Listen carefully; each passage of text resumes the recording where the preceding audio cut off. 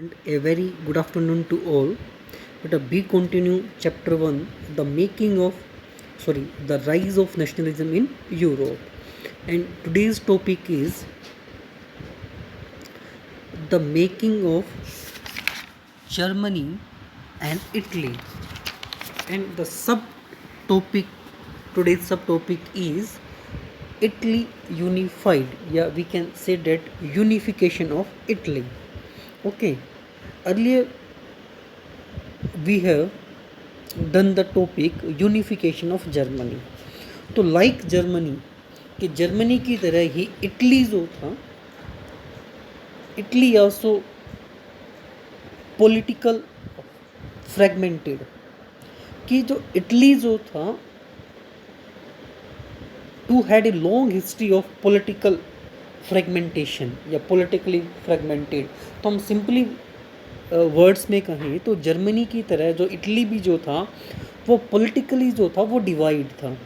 कि जो टेरिटरीज़ जो थी इटली की वो डिफरेंट एम्पायर्स में और डिफरेंट जो डायनेस्टीज़ जो थी उनमें बटी हुई थी बाउंड्रीज इटली की. एंड जब इटली बटा हुआ था, पॉलिटिकली फ्रेगमेंटेड था, रूल करने वाले जो रूलर्स जो थे वो अलग अलग डायनेस्टी से थे, अलग अलग एम्पायर से थे.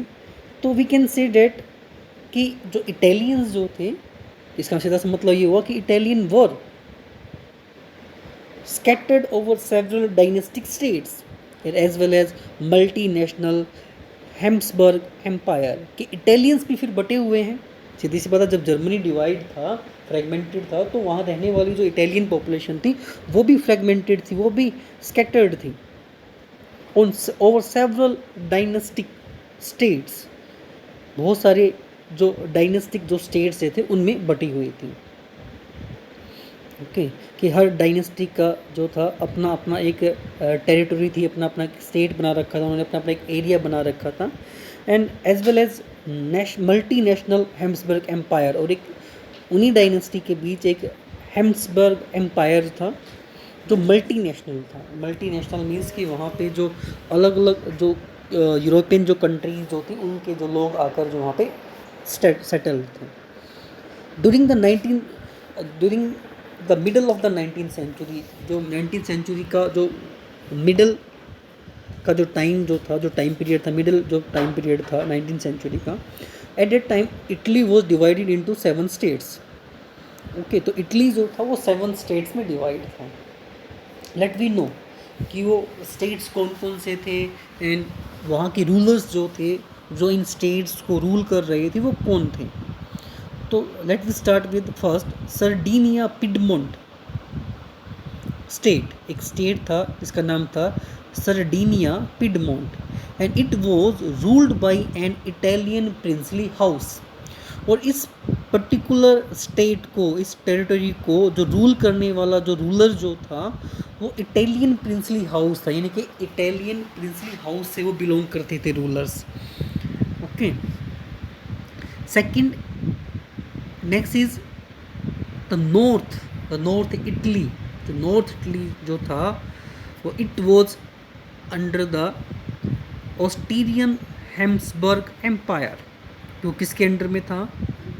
ऑस्ट्रियन हैम्सबर्ग एम्पायर के अंडर में था. यानी कि रूलर जो था यहाँ का, वो शासन जो करने वाला था नॉर्थ इटली के ऊपर, वो कौन सा एम्पायर था? ऑस्ट्रियन हैम्सबर्ग एम्पायर था. And the central Italy was ruled by pope. और सेंट्रल जो इटली जो था उसको रूल कौन कर रहा था? पोप कर रहा था. Okay, religious head of church. Okay, Italy pope, उसको पोप कहते हैं. जो जनरली जो क्रिश्चियनिटी जो है उनका रिलीजियस हेड होता है, उसको पोप कहते हैं. तो वो रूल कर रहा था.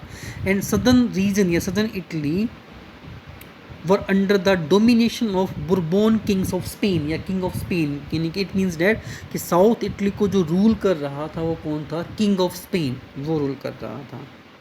तो इस तरीके से जो इटली जो था divided into 7 states, and these 7 state rule by different dynasty, different empires. Okay, and princely houses. And Italian language at that time had not acquired one common form. It means that कि जो भाषा जो थी, Italian जो language जो थी, it had not a one common form. तो इसकी अपनी कॉमन फॉर्म भी नहीं थी. It means that the Italian language had regional and local variations. कि जैसे मैं कहूँ कि हिंदी जो हमारी नेशनल लैंग्वेज है, हमारी ऑफिशियल लैंग्वेज है, सॉरी, तो आप हिंदी को कहीं भी बोले, यू स्पीक एनीवेयर हिंदी, तो जो हिंदी जो बोली जाएगी, it has a common form. तो उसका एक कॉमन फॉर्म है, वो एक जैसी बोली जाएगी. बट इटालियन जो थी वो हर रीजन में जो डिफरेंट टेरिटरी जो थी इटालियन स्टेट की, उसमें वेरिएशंस था. लोकेलिटी का वेरिएशन था, रीजनल वेरिएशन था, यानी कि वो एक जैसी नहीं थी हर जगह. तो ये हिस्ट्री है इटली की बिफोर यूनिफिकेशन. कि अब तक जो हमने देखा वो इटली की, हम उस इटली की बात कर रहे हैं जिसका अभी तक क्या नहीं हुआ था, यूनिफिकेशन नहीं हुआ था. Now we will talk about the unification of Italy. अब हम यूनिफिकेशन इटली की बात करेंगे. कि during 1830, you know, Giuseppe Mazzini, already we have already talk about कर चुके हैं, टॉक्ड अबाउट द मेजनी, कि एक रेवोल्यूशनरी था. Okay, if made two secret societies, Young Italy one, second is Young Europe. And Mazzini was the first person, and he had sought to put together a coherent program for a unitary Italian Republic. कि Mazzini पहला व्यक्ति हुआ जिसने try किया, okay, search किया, okay, क्या करने का ट्राई किया. पहली बार to put together a coherent programme. कि एक कोहेरेंट प्रोग्राम. अब कोहेरेंट प्रोग्राम मीन्स कि उसने सोचा, उसने खोजने की कोशिश की और खोज करके एक ऐसा प्रोग्राम सामने रखा जो किसके बारे में था, यूनिफिकेशन ऑफ इटली के बारे में था. पहली बार इसने सोचा था इटली को एक नेशन स्टेट्स के रूप में जो है बिल्डअप किया जाए, एक नेशन स्टेट के रूप में जो है बनाया जाए. तो कोहेरेंट मतलब एक आइडिया, एक thought, and that is clear and easy to understand, जो समझने में आसान हो और ईजी भी हो. एक ऐसा प्रोग्राम बनाया, जो एक आइडिया ऐसा सोचा, ओके, जिसके थ्रू जो है इटली को यूनिफाइड किया जाए, ओके, उसको यूनिफिकेशन किया जाए एज ए रिपब्लिक के रूप में. He had also formed a secret society called Young Italy, यानी यंग यूरोप के नाम से भी बनाई थी उसने. तो एक सीक्रेट सोसाइटी बनाई for the dissemination of his goal. और उसने अपने गोल, अपने ऑब्जेक्टिव क्या था, यूनिफिकेशन ऑफ इटली. उस आइडिया को, उस थॉट को स्प्रेड करने के लिए, डेसिमिनेशन तो स्प्रेड करना, फैलाना, मोबिलाइज करना. तो अपने ऑब्जेक्टिव क्या था, यूनिफिकेशन ऑफ इटली, ये उसका ऑब्जेक्टिव था.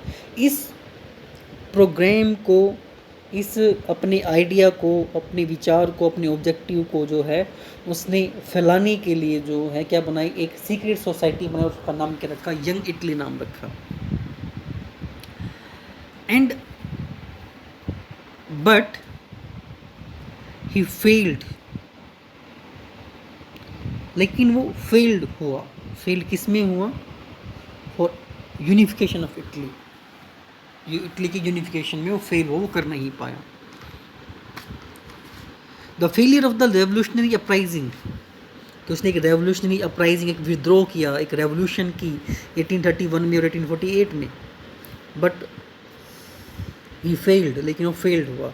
After that the mental now fell on the Sardinia Piedmont.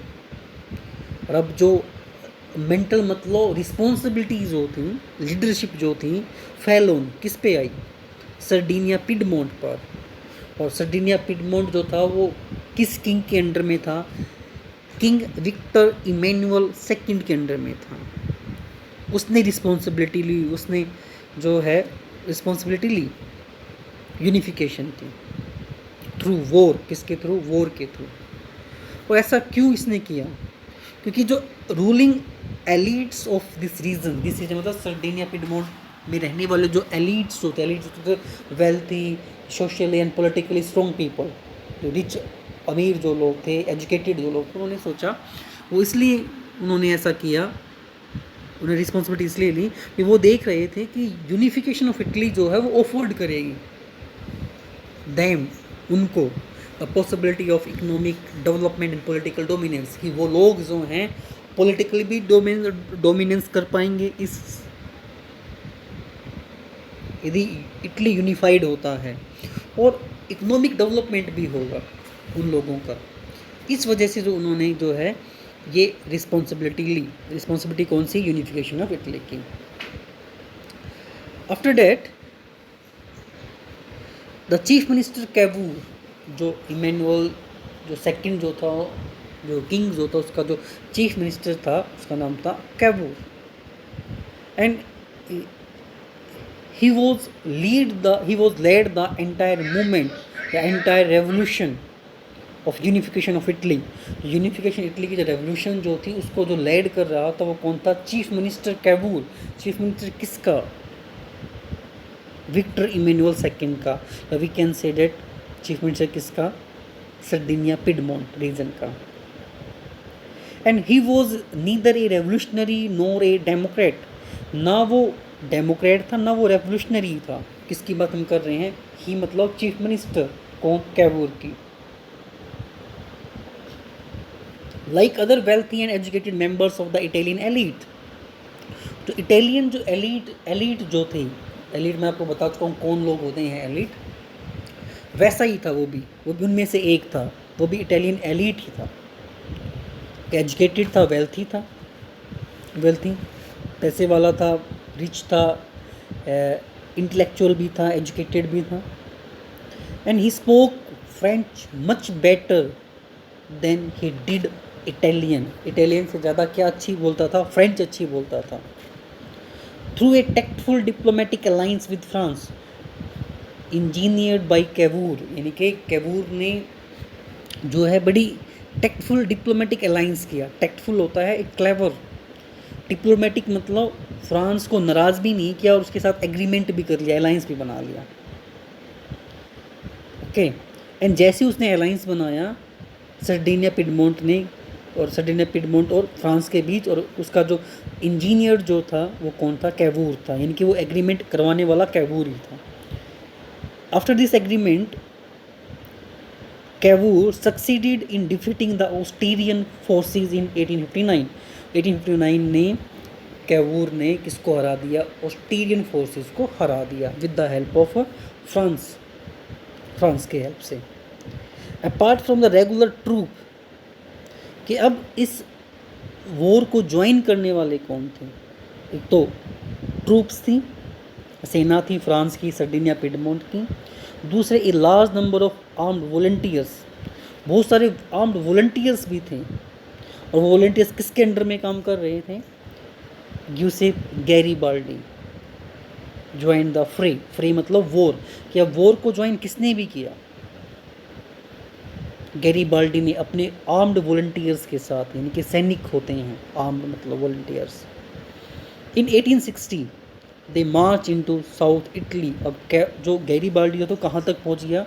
South Italy तक पहुँच गया। तो साउथ इटली में क्या था? द किंगडम ऑफ 2 सिसिलीज, वहाँ पे किंगडम था 2 सिसिलीज का, वहाँ पहुँच गया। And succeeded winning the support of local peasants in order to drive out the Spanish rulers। और जो 2 सिसिलीज वाला जो रीजन जो था, जो साउथ इटली में आता था, वहाँ पे किसका रूल था? स्पेनिश रूलर्स का। और जब गैरिबाल्डी साउथ इटली पहुँचा तो उसने जो 2 सिसिलीज वहाँ पे थी, जो स्टेट जो था, वहाँ पे जो लोकल पीजेंट थे उनका सपोर्ट हासिल किया, उनका साथ उसको मिला। और उसी साथ मिलने की वजह से उसने जो क्या किया, तो स्पेनिश रूलर्स को उसको ड्राइव आउट, वहाँ से निकाल दिया। उसको हरा दिया. However, much of the Italian population, next one is in 1861, Victor Emmanuel II was proclaimed King of United Italy. और 1861 में जो यूनाइटेड जो इटली जो था उसका किंग किसको प्रोक्लेम्ड किया गया, किसको बनाया गया? विक्टर इमैनुअल सेकंड को बनाया गया, जो कि सर्डिया पिडमोंट का किंग था.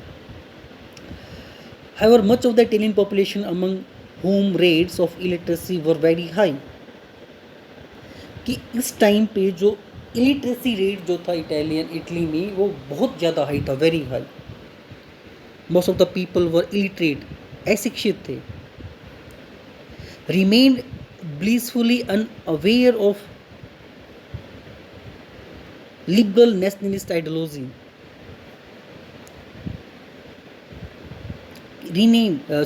Remained blissfully unaware.